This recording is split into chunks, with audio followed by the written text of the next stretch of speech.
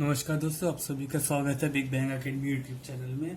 और इससे पहले वाले पार्ट 2 जो चैप्टर 2 का था उसमें हमने electric potential at axial port और इक्वेटोरियल पॉइंट तक हमने कवर कर लिया था। और इस वीडियो में अब मैं शुरू करने जा रहा हूँ नया टॉपिक, वो है कैपेसिटर्स। वो इस चैप्टर का आगे का पार्ट है। तो चलिए अब शुरू करते हैं। तो ये हमारा टॉपिक आज का कैपेसिटर्स। तो मैं एक बार आपको डायग्राम बना के दिखाता हूँ कि आखिर कैपेसिटर होता कैसे, वर्किंग क्या होती है इसकी। तो जैसा कि आप देख सकते हैं इसमें दो पैरेलल प्लेट होती हैं। ये सीबीएसई में हमारे केवल पैरेलल प्लेट कैपेसिटर आएगा, वैसे इसके 3 केस होते हैं, वो बाकी हम कॉम्पिटेटिव एग्जाम में करेंगे। मैं आपको केवल सीबीएसई पॉइंट ऑफ व्यू से करा रहा हूँ, तो इसमें आप केवल पैरेलल प्लेट कैपेसिटर कराऊंगा। इसमें जब हम बैटरी से इसे कनेक्ट करते हैं तो ये हमारी एक जो पॉजिटिव टर्मिनल से कनेक्टेड होती है प्लेट, उसमें पॉजिटिव चार्ज एक्वायर हो जाता है। और जो हमारी नेगेटिव टर्मिनल से होती है ये वाली, उसमें नेगेटिव चार्ज एक्वायर हो जाता है। सॉरी, हाँ। और इसमें जो हमारी, अब आप सोच रहे होंगे इन प्लेट के बीच में कोई कनेक्शन नहीं है तो फ्लो के इलेक्ट्रिसिटी फ्लो कैसे करेगी। तो वो ऐसा होता है कि जब यहाँ पे एक्सिस में चार्ज इकट्ठा हो सकता है तो वो वाई इलेक्ट्रिक फील्ड बोल सकते हैं हम, कि वो हमारा इलेक्ट्रिक करंट फ्लो करता है। ठीक है, ये हमारा कैपेसिटर का डायग्राम हो गया। ये हमारी इलेक्ट्रिक फील्ड लाइंस है, इलेक्ट्रिक फील्ड लाइंस। अब कैपेसिटर आपने कॉमनली देखा होगा किसी भी मोटर में यूज होता है, जैसे पंखे की मोटर होगी, कूलर की, या फिर ये हमारे इलेक्ट्रॉनिक सर्किट बोर्ड्स में भी, मतलब छोटे बहुत माइनर साइज आपने सिलेंड्रिकल, मतलब शेप सिलेंड्रिकल होती है उसकी, वो आपने देखा होगा। हमारे कंप्यूटर मदरबोर्ड में भी होता है और डिफरेंट इलेक्ट्रॉनिक गैजेट्स में यूज किया जाता है कैपेसिटर। तो इसके साथ तो हम आगे बढ़ते हैं। इसमें मैं आपको डेफिनेशन लिखवाता हूँ। इट इज अ डिवाइस और arrangement of two parallel plates oppositely charged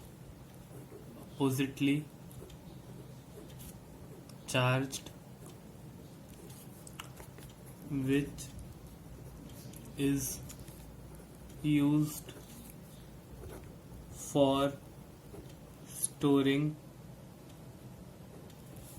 of charges. तो आप सोच रहे होंगे इसमें हम चार्जेस स्टोर कैसे करते हैं। एक्चुअली इसमें जैसे जब हमारा हाई वोल्टेज या हाई करंट फ्लो कर रहा होता है और जो हमारा मेन सर्किट होता है, या लोड बोल सकते हैं, लोड रेसिस्टर, उसे अगर कम करंट की रिक्वायरमेंट है तो ये एक्सेस चार्ज अपने अंदर स्टोर करता जाता है। और जब लो वोल्टेज होता है, लो करंट होता है, तब ये उस एक्सेस चार्ज को रिलीज करता है और हमारे मेन रेसिस्टर की रिक्वायरमेंट पूरी कराता है। तो एक्चुअली ये मतलब हमारे फ्लो ऑफ चार्जेस को भी हम कह सकते हैं कि हमारे फ्लो ऑफ चार्जेस को ही हमें कंट्रोल करने में हेल्प करता है। अब इसमें जब आप लोग सोचेंगे कि कैपेसिटर भी चार्जेस स्टोर करता है और बैटरी भी करती है, तो अब इन दोनों में डिफरेंस क्या है? इन दोनों में काफी बड़ा डिफरेंस है। पहली बात तो कैपेसिटर बहुत शॉर्ट स्पेन के लिए चार्जेस स्टोर करता है, और दूसरा जो मेन पॉइंट है वो मैं लिख देता हूँ कैपेसिटर और बैटरी का। This is used for releasing charges. This is used for releasing charges in a very short span of time. In a very short span of time. और जबकि बैटरी में हमारा रेगुलेटेड होता है चार्ज का transfer या supply. Here regulated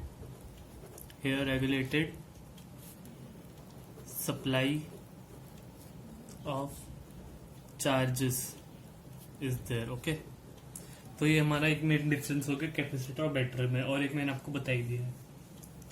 तो इसके बाद जो हम अगला टॉपिक करेंगे वो है प्रिंसिपल ऑफ कैपेसिटर।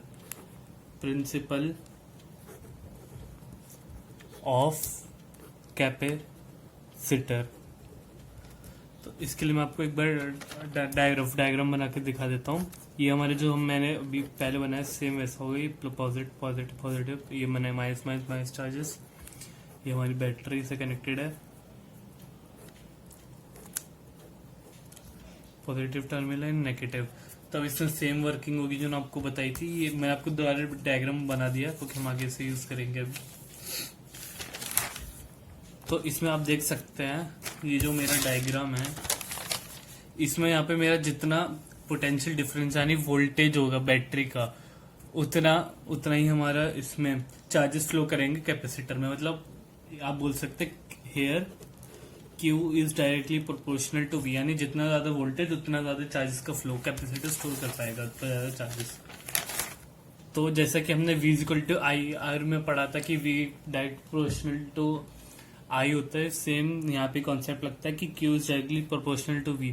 तो हम यहाँ पे एक प्रोपोर्शनलिटी कांस्टेंट इंट्रोड्यूस कराते हैं जिससे बोलते हैं Q is equal to CV, और वो कांस्टेंट हमारा कैपेसिटेंस होता है, C यानी कैपेसिटेंस।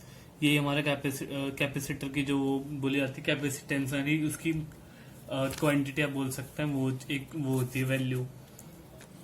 और कैपेसिटेंस का यहाँ पे बहुत इंपॉर्टेंट है, ये आपको पता होना चाहिए। इसका SI यूनिट क्या होता है, ये आपसे पूछ सकते हैं बोर्ड एग्जाम के 1 या 2 मार्कर में। और जहाँ भी आप वैल्यू निकाल के आएंगे आपको एंड में फैराड लिखाना जरूरी है, नहीं तो आपके आधे मार्क कट जाते हैं। तो SI यूनिट इसका फैराड है। या फिर एक और होता है कूलम अपॉन वोल्ट। अगर हम इस वाले फॉर्मूले से निकाले तो ये हमें मिल जाएगा कूलम Q बाई V, आप इसे बोल सकते हैं। इसके अब और फेरेड को हम लिखते हैं F से डिनोट करते हैं।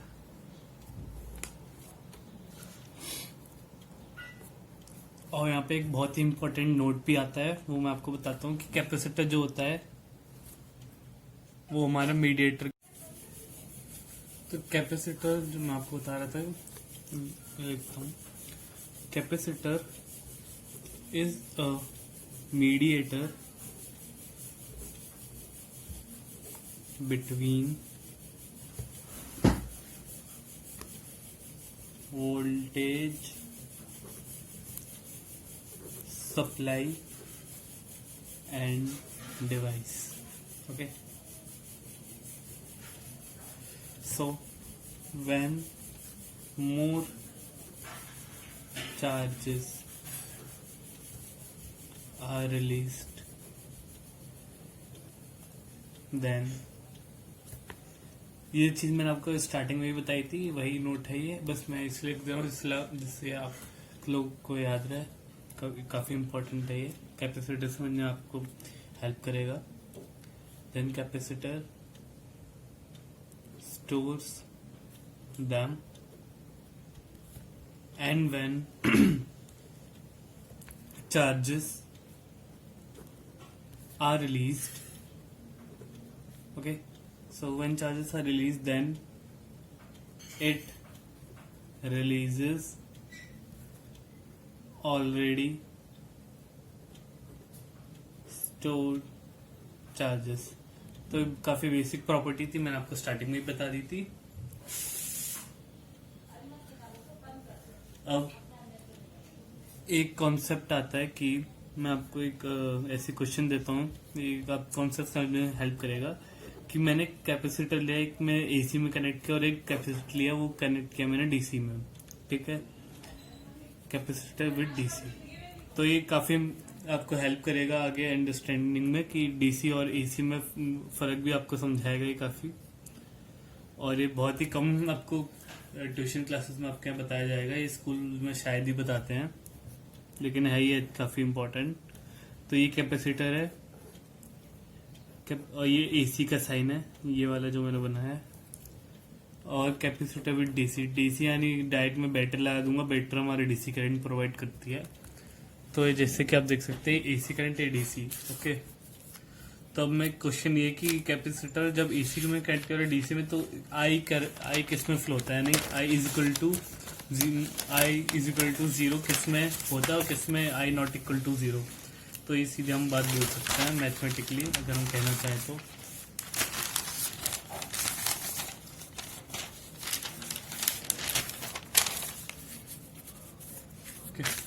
सो इसमें काफी सिंपल कॉन्सेप्ट है। वीज इसमें हम यूज करेंगे V is equal to I R. तो हम सब जानते हैं कि इसमें V directly proportional to I.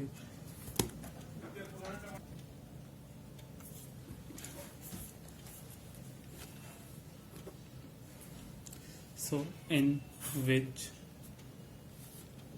Case current flows in circuit. Okay,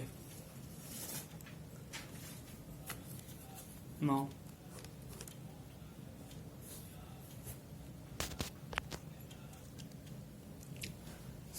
एक साइड हम डीसी बनाएंगे, एक साइड एसी के लिए।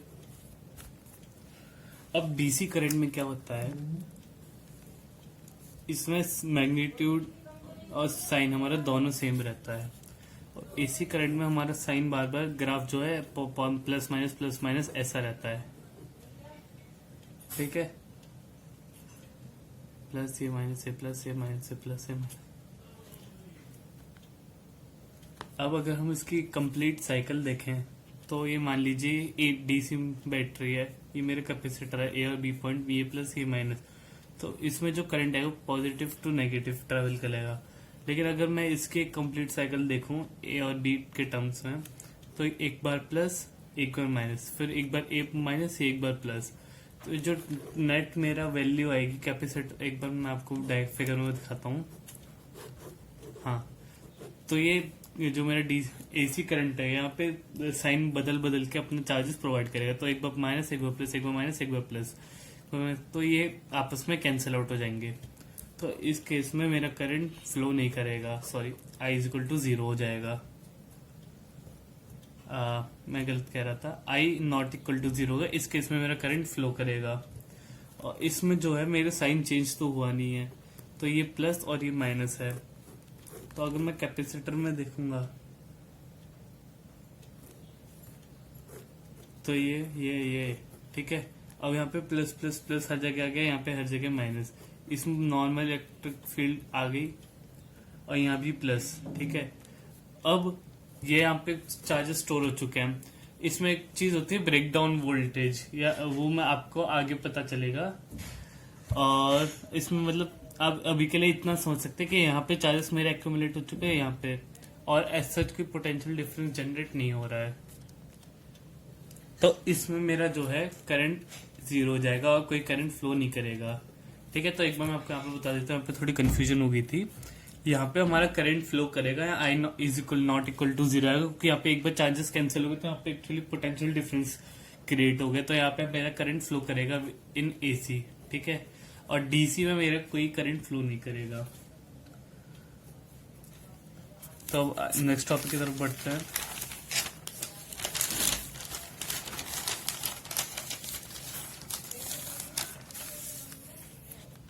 एक बार मैं आपको लिख देता हूँ कि हमने क्या क्या, जैसे अगर मान लो आपको समझ में नहीं आया तो मैं आपको लिख के बता देता हूँ।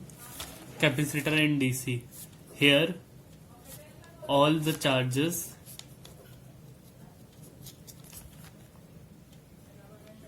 are stored on the plate of capacitor infinite resistance is there, hence zero current is there. Okay, तो ये चीज अभी मैं आपको फिगर के थ्रू बताई थी।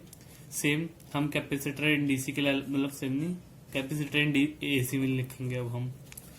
तो यहाँ पे हम लिखेंगे here alternating switching of polarity. Polarity मतलब जो मैंने अभी आपको प्लस माइनस बताया था वही चीज हो जाती है। Switching of polarity plus and minus, लिख भी देता हूं यहाँ पे, plus and minus is there A and between A and B points of circuit में। थोड़ा जल्दी कराओ तो शायद आपकी रेटिंग आपको खराब लग रही होगी, एक्चुअली ये ज्यादा पूछा नहीं जाएगा सीबीएसई में, लेकिन ये आपको टॉपिक को और डिटेल में समझने में लिए हेल्प करेगा, इसलिए मैं आपको लिखवा रहा हूँ ये चीज। Points of circuit, hence no charges are stored, therefore current is flowing. Okay. अब जो हम आते हैं एक इम्पॉर्टेंट चीज की तरफ, फॉर्मूला ऑफ कैपेसिटेंस क्या होता है। फॉर्मूला, ये डेरिवेशन है प्रॉपर, ये आपसे पूछे जा, ये हम काफी एक दो बार पूछी जा चुकी सीबीएसई के एग्जाम में।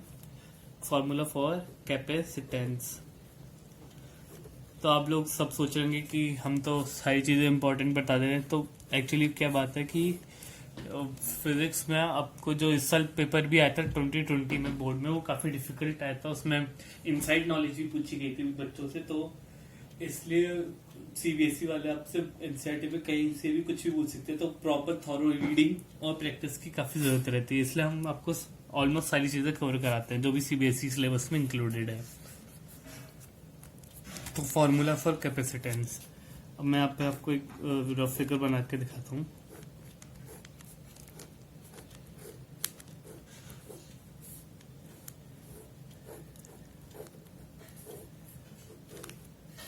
इनके बीच का डिस्टेंस हम डी लेंगे, जो सेपरेशन बिटवीन द प्लेट्स है हमारा, यहां से यहां तक की फील्ड E1 और ये भी फील्ड E2, ये प्लस चार्जेस मेरे, ये माइनस माइनस माइनस चार्ज, तो जो मेरी नेट EP आएगी टोटल इलेक्ट्रिक फील्ड वो E1 प्लस E2। ठीक है, ये मैंने दो फील्ड लिए यहाँ पे, एक E1 लिए एक E2 लिए।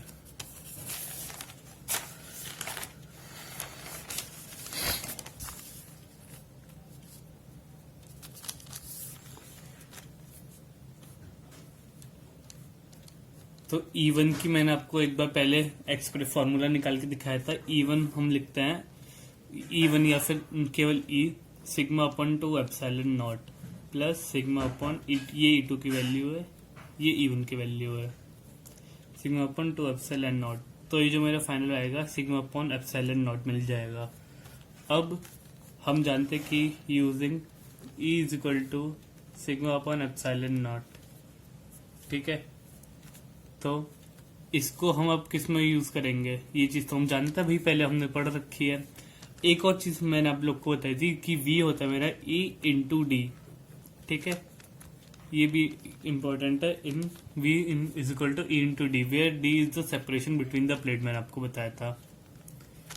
तो यहाँ पे E की वैल्यू मैंने पुट करी sigma upon epsilon naught into D, तो V is equal to Q by A epsilon naught, ठीक है। सिग्मा की वैल्यू होती है, सिग्मा मतलब मेरा सरफेस चार्ज डेंसिटी होती है Q by A into epsilon naught into D, okay. तो यहां से मेरी सिग्मा की वैल्यू आ जाती है Q बाई A, ये मतलब ये मैंने यूज करी यहाँ पे, सॉरी, तो Q is equal to V into A epsilon not by D, ये चीज मेरे कैपेसिटेंस मिल जाती है। अब ये चीज मेरी कैपेसिटेंस क्यों आई है, क्योंकि Q is equal to CV होता है, तो Q मेरे पास है, V मेरे पास है, और ये चीज मेरी C बन जाती है। तो C की ये वैल्यू बहुत ही इंपॉर्टेंट है, आप लोग प्लीज याद कर लीजिएगा, C is equal to A into epsilon not by D. अब जो अगली चीज है हमारी वो क्या है, dimensional formula, dimension formula of C।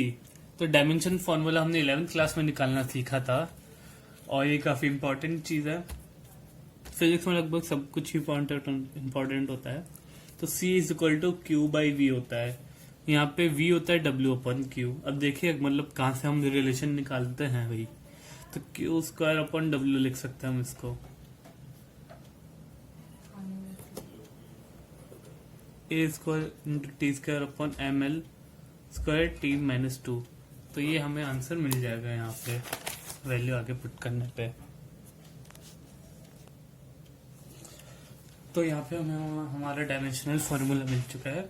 अब हम जो अगला टॉपिक करेंगे ये भी इम्पोर्टेंट है। तो मैंने आपको बताया था फिजिक्स में सारे ही टॉपिक इम्पोर्टेंट है, और ये तो सीबीएसई के हिसाब से इससे भी इम्पोर्टेंट, और जेई मेंस आप जो कॉम्पिटिटिव की तैयारी कर रहे होंगे उसके लिए भी इम्पोर्टेंट है। इस पे न्यूमेरिकल बहुत अच्छे अच्छे बनते हैं। प्रीवियस ईयर न्यूमेरिक क्वेश्चन आप देखेंगे उसमें इस चीज के ऊपर आपको न्यूमेरिकल मिलेंगे। Introduce effect of introducing a metallic conducting slab, conducting. इसके बाद डायलेक्ट्रिक आएगा। डायलेक्ट्रिक होता है नॉन कंडक्टिंग। स्लैब या शीट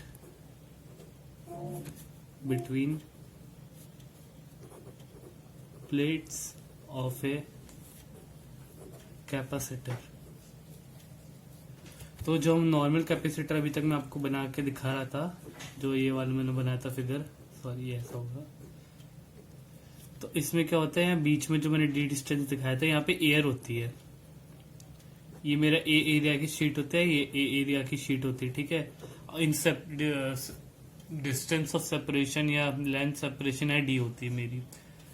तो यहाँ पे जो जब एयर होती है तब मेरा सी का फॉर्मूला होता है A into epsilon not by D, ठीक है। एप्सिलॉन नॉट से आप समझ ही गए होंगे। अब ये जो मैंने हेडिंग लिखी है इसका मतलब ये है कि ये मेरे कैपेसिटर की प्लेट, ये मेरे कैपेसिटर की प्लेट, यहाँ इन दोनों के बीच में मतलब यहाँ गैप है, यहाँ एयर है, और इन दोनों के बीच में मैंने एक मेटल रखा है, ठीक है। ये मेटल है, ये plus plus plus plus charge, ये माइनस माइनस माइनस चार्ज। और जब मैं ऐसे इससे रखता हूं तो इसमें मेटल पे मेरा यहाँ जब प्लस चार्ज है तो ऑब्वियसली मेटल के जो नेगेटिव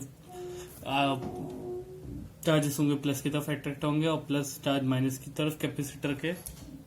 ओके, मैं एक बार लिख देता हूं। In a metallic sheet there are two equal and opposite direction electric field lines, hence total electric field is zero। ये आपको फिगर से समझ आ गया होगा कि यहाँ पे अपोजिट चार्ज इंड्यूस हो चुके तो उनकी इलेक्ट्रिक फील्ड लाइन की डायरेक्शन भी अपोजिट होंगी, और लेकिन इक्वल होगी मैग्नीट्यूड में। तो जो नेट इलेक्ट्रिक फील्ड हो जाएगी या टोटल इलेक्ट्रिक फील्ड होगी वो मेरी जीरो होगी।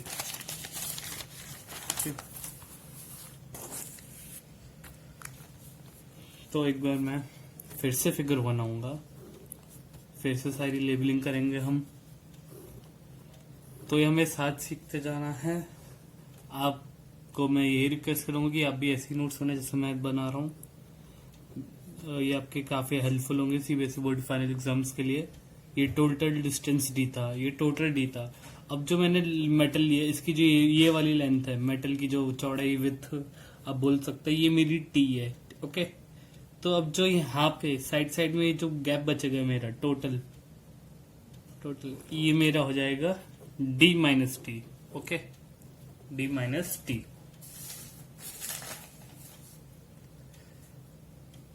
अब जैसे हम आगे बढ़ते हैं तो मेटल मैं सेपरेट बनाऊंगा, ज्यादा क्लियर रहेगा।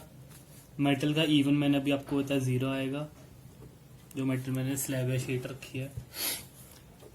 एयर E2 हम पहले कर चुके हैं, sigma upon epsilon naught V1 is equal to E1 into T, यानी E इंटू डी होता था हमारा। तो यहाँ पे D हमारा T है, और यहाँ पे जो हम लिखेंगे V2 is equal to E2 into D minus T. तो एक बार मैं लिख भी देता हूँ, V is equal to E D, आपको कंफ्यूजन ना हो, since V is equal to E D. तो V1 क्योंकि मेरा E1 जीरो था तो V1 मेरा ऑब्वियसली जीरो तो आना ही है, ठीक है। अब जब V1 मेरा जीरो आ चुका है तो मैं V टोटल अगर निकालूं V1 प्लस V2 तो एक तरीके से V2 ही हुआ है ना, ये बात क्लियर है। तो V2 भी हम एक बार आगे थोड़ा और लिख लेते हैं, sigma into D minus T upon epsilon not, okay. Now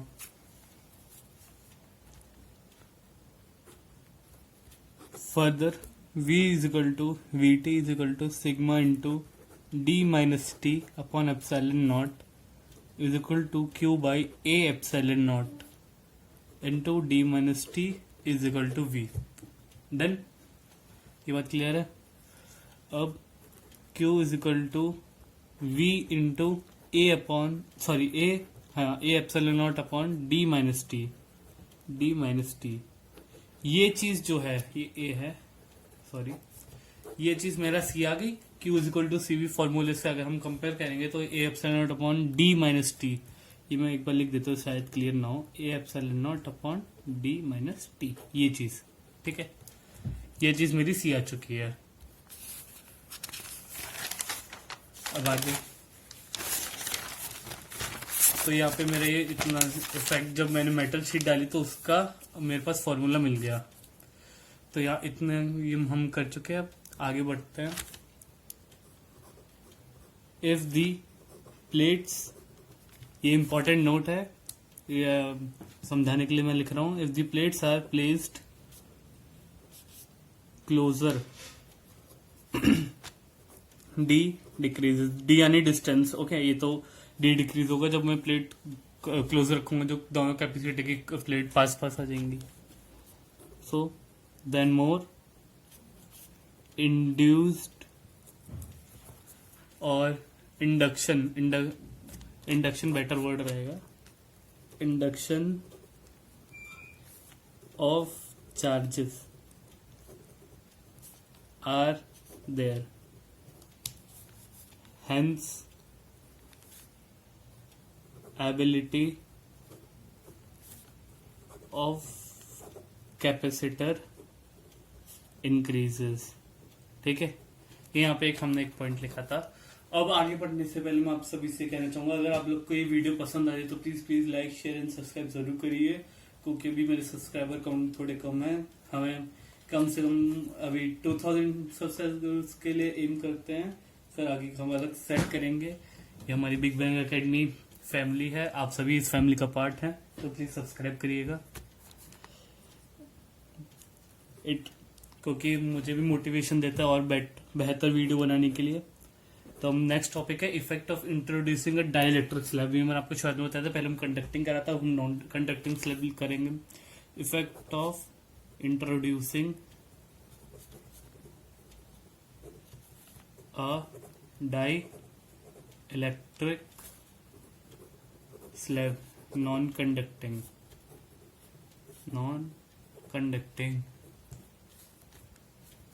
between plates of capacitor.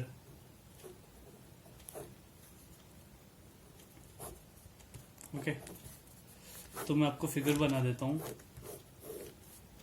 ये मेरा फिगर है डाई इलेक्ट्रिक स्लैब. ये एयर है, यहाँ भी एयर है. ये मेरे कैपेसिटर की दूसरी प्लेट, ये प्लस था. अब तक आप लोग को रट ही गया होगा सारा डायग्राम कैसे बनाना है. बहुत ही सिंपल डायग्राम है, कुछ मुश्किल नहीं है. ये इसकी टी ब्रेथ या लेंथ आप बोल सकते हैं. अब एक नोट लिखेंगे इन डाई इलेक्ट्रिक. इसमें नॉन कंडक्टिंग है तो इंडक्शन ऑफ चार्जेस भी बहुत कम होगा. Slab with comparison to metal sheet, small induction of charges are there. ठीक है,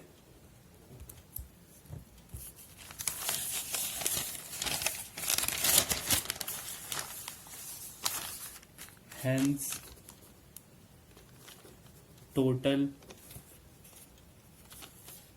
electric